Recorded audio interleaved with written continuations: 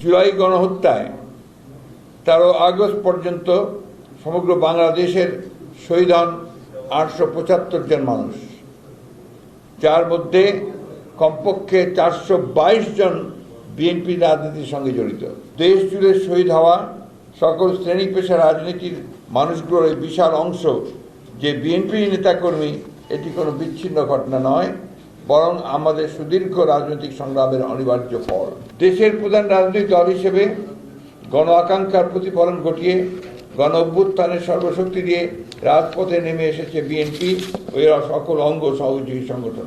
শেখ হাসিনা পদত্যাগের জন্য যে জাতীয় ঐক্যমত্য আমরা দেখতে পাই, তা হঠাৎ করে গড়ে ওঠেনি। যে আপনাদের নিশ্চয়ই মনে আছে যে আমরা প্রথম থেকেই এই ফ্যাসিবাদী হাসিনা সরকারের হাত থেকে দেশকে রক্ষা করার জন্য, গণতন্ত্রকে পুনরুদ্ধার করবার জন্য আমরা আন্দোলন করছি এবং সেই সঙ্গে একটা জাতীয় ঐক্য সৃষ্টি করবার জন্য আমরা বিভিন্ন রাজনৈতিক দলগুলোর সঙ্গে বারবার কথা বলেছি এবং সর্বশেষ আমরা ঐক্য মতে পৌঁছেছি এইভাবে যে আমরা একটা যুগপৎ আন্দোলনের মধ্য দিয়ে এই সরকারের বিরুদ্ধে আমরা আন্দোলন গড়ে তুলব এবং এই সরকারকে গণতন্ত্র দিতে বাধ্য করব।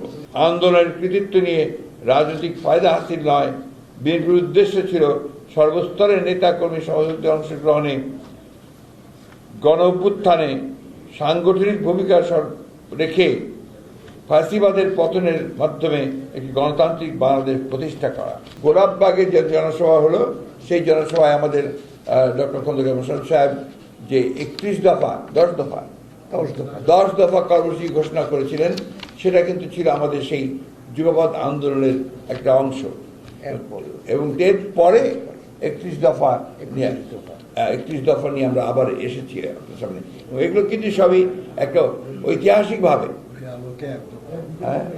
ঐতিহাসিকভাবে এই কাজগুলো করার পরে সমস্ত রাজনৈতিক দলগুলোকে ঐক্যবদ্ধ করে এর যে নেতৃত্ব বলেন, এর যে উদ্যোগ বলেন, সবটাই কিন্তু বিএনপি নিয়েছে এবং বিএনপি যার পরে শেষে 1 দফা আন্দোলন শুরু করেছি আমরা।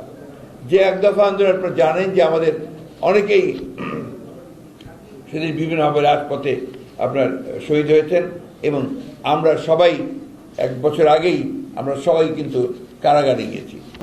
আমরা যে 422 জনের কথা বললাম, এটার কিন্তু পুরো data and everything is with us. আপনাদের অফিস থেকে নিতে পারবেন, আমাদের ওয়েবসাইটে চলে যাবে। এই জুলাই থেকে আগস্ট পর্যন্ত এটা সমস্ত হিসাবটা আমাদের কাছে আছে এবং ছেলেদের নাম, ঠিকানা সব দেওয়া আছে।